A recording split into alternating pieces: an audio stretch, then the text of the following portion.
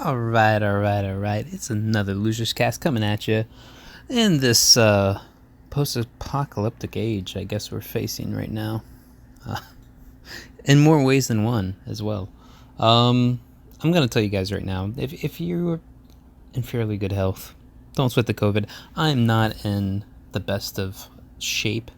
All right, and I coasted through this thing like a breeze. Everyone else who was exposed to it, of varying ages and health varieties. Nothing like decrepit. All right, I don't want to go that far, or extremely like geriatric old.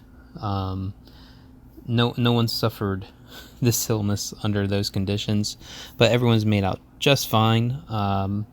The most anyone says is like, oh, they sweat a lot, or like they had bad headaches, etc., etc. I'm telling you guys, if you come out positive, and a lot of you probably have it more than you know, or in the general population, more people have it than they know, you're gonna likely be okay. Okay, don't sweat it, don't fear it, don't think it's the end of the world. Keep your chin up, all right. I saw somewhere that Sweden, which took no government mandate controls, is like somewhere around like 7% antibody detection in the population from what they've done. You can never tell. There's always a bias in your sampling techniques that you have to control for in anything you do statistically. Just think if you were to put up a poll on a Twitter page, and just start thinking how like that poll on one person's Twitter page would have all sorts of bias, slant, and like a false sense of confirmation or dejection of whatever is in that poll. Even just access to it is a consideration, right? You're trying to go for the general population beyond whoever can even reach the poll. So just consider that and all of this, right? Like, it could be massively wrong, although you'd like to think they're smart enough that they know that already, and it's not that wrong. So I think it's under 10% something, as far as like the what is the whole thing, the approach, the herd immunity, right? You need X amount to keep the entire general population from suffering under it. Well, the bigger it gets, even from zero, the more it's gonna have, or the more effect it has. Is slimming down the pathways it has. And apparently in Sweden, without the government having to force anything upon the people, they kept it under 10%. So consider that. Beyond that, shit's blowing up about this police arrest. I'm not gonna get too into that. I do think it was, if you're gonna put your knee on somebody's neck, you really have to know what you're doing. It doesn't take much to choke somebody out. It doesn't take much to cut off the blood flow in the neck, and you really have to know how you're going to place your weight on that. I know it's a strong point of control if anyone's ever done any kind of grappling, wrestling, jiu-jitsu, whatever. If you can control the head, you can kind of control the body. Like, you can pull somebody around that way. So I can see where it might be a tactic. It just, I would be very, very judicious in my use of something like that. I'd rather do risk control than anything. Deal with that. It's a whole mess. It's a quagmire, and I don't want to get into it. I delved into it this morning, and it only led to deeper and deeper things that disturb me just as much, if not more. And there's no easy answer to any of these things, guys. There's no easy answer, and in this world, there's only one person you can control, and that's you. That's you. And I'm deciding to control myself. And today, my gift to you, if you want to consider it that, was Skeletwhore. Ethan Van Skyver, I watched his stream from this morning, and he was talking about some new He-Man and Masters of the Universe show that was being put out, and he said, "I'd like to see a gender swapped Skeletor called Skeletwhore," and you know, I was looking for something to pull me away from everything I had been working on.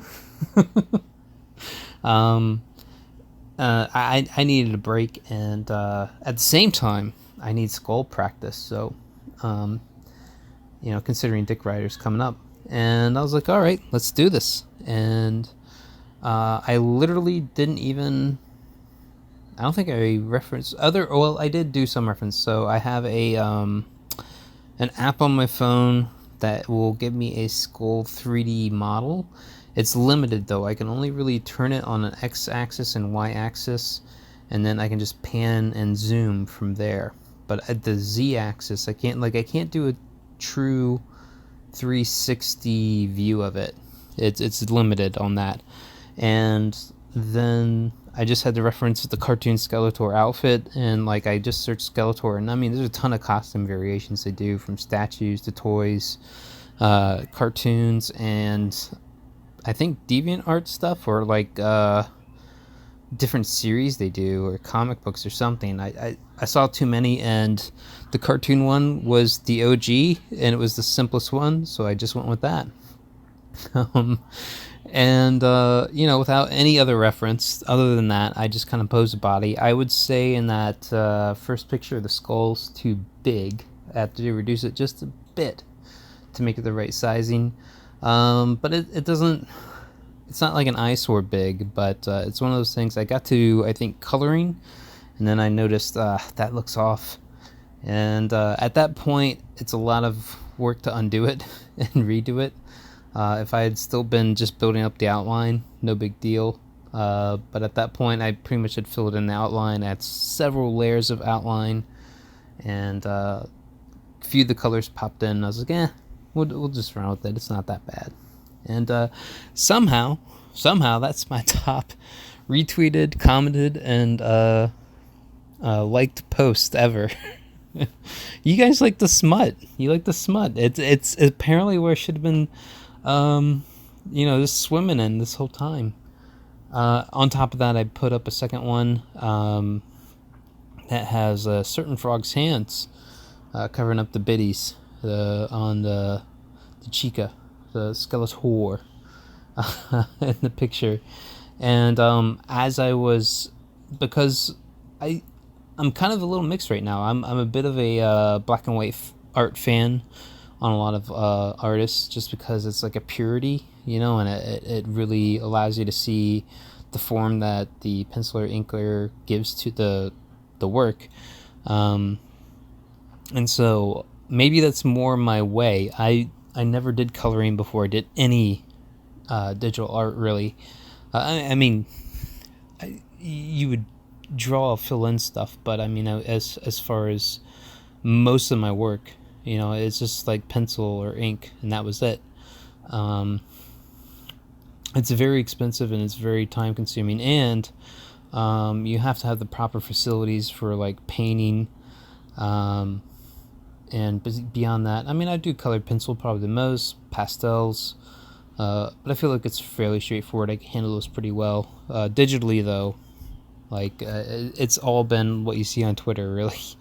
And there's been a lot of growth, I think, on what I've done, and I always experiment around and try to get a feeling for the brushes, the colors, and everything, and how they're used, and how I like to use them too. There's all different kinds of methods you could use, but I go very basic. I make a flat color layer, and then I just kind of work with shades, highlights, and effects after that. So, going off on too much of a tangent there, I spent my day making these pictures. I just wanted to inject fun and, just nothing topical as far as what's going on in at least the Comicsgate community and all that jazz. And ultimately, I thought it was a funny thing to do. I probably won't be doing any more of it. That's going to be it. The second one is a ripoff of the Janet Jackson poster. I remember seeing that like in, was it Soundcoast Videos or something like that? Back when there were like video stores, man. Back in those days. That was definitely in the poster rack all the time in the mid-90s. And I'm gonna tell you, I'd stop and stare. I would stop and stare. Little Lucius would stop and stare at that. But yeah, that's what's going on with that. But I wanted to tell you guys, I still feel positive no matter what's going on right now. And I'd hope that a lot of you take the time to just like sit on something. I know what it's like to get like a negative feedback or a criticism that you're not sure how to really parse, possibly, or maybe you do know how to parse it. I just say sit on it and try to think how you could improve your work, or how you can prove something wrong would be the other way to go. And I'm still in the positive mix on all this jazz, and I'm looking to move forward and keep my eyes on the prize. Everyone else should be doing the same thing. There's no need to have to get nasty with someone unless you feel like you gotta prove a point. I don't get involved with it just because I know if I do, man, I'm gonna be like mad dog chasing it, man. I'm not gonna let go. That's a pit bull thing, right? Like where they bite in, they don't let go, like their jaws lock in, or something like that. At least that's the rumors I hear. The dog actually in my Twitter icon is a pit bull mix, and she's the sweetest dog ever, and a complete chicken shit too. So I'm not entirely against pit bulls, but it is a trait that is considered with the breed. But at any rate, I'm gonna keep plowing ahead. I'm gonna try to get serious work done, and spread my fan art where I think it would do growth good, variety for me good, and you guys as far as seeing good. But yeah, I'm trying to get more and more focused, more and more honed in. And even though this Dick Rider thing is not like a signed contract deal or anything, I'm feeling very positive about it. And I have great ambitions for it, so I feel like I have to start moving towards that as far as my projects go, the bulk of my time goes. And posting up kind of meme-worthy drawings on Twitter for you guys to keep you enchanted. But yeah, I look at doing more live streams. I think on Mondays now, I'm going to be at least on with Rot and Glory, and possibly other guests before we do the F Monday stream. And maybe do more just random live casts. I'm gonna have to figure out if I can do like drawing while I do it or something. It's really weird because if I do a live cast, I'll do it on my laptop. If I do drawing, it's on my iPad, and I record this on my phone. And most of the time I'm posting on Twitter, it's on my phone. Like I'm telling you, I'm across all different platforms, and there's all different logins on everything. So it makes it more jumbled for me to try to like run seamlessly. But at any rate, I just want to let you guys see what I've been working on, feel the positivity, the love, Lucius has for you guys. I appreciate every one of you guys, even though I know some of you have fallen off the bandwagon, been like, we've had enough of him. But I'm looking at going harder, going stronger, doing more solid work, more finished work. I want to give you guys, in the end, this deal goes through, an end product that you'd be happy with, even if you thought the story sucked.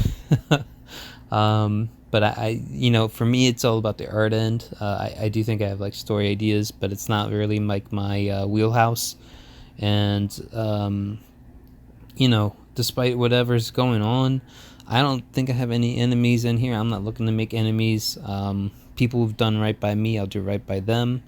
And, you know, I call it how I see it, but I don't see the need in making unnecessary enemies and tearing people down and spreading negativity around. You know, let's keep it light. Let's keep it fun, man. That's what I like to see in my life anymore. I don't know about the rest of you guys, but man, it's too short to waste on you know, nameless avatar, or well, not nameless avatar, but faceless avatar people on the internet that you don't agree with. You know, I like to put a smile on your face, like the Joker. All right, guys, take care. I'll check in with you soon, as always, and stay positive for Lucius. All right, later.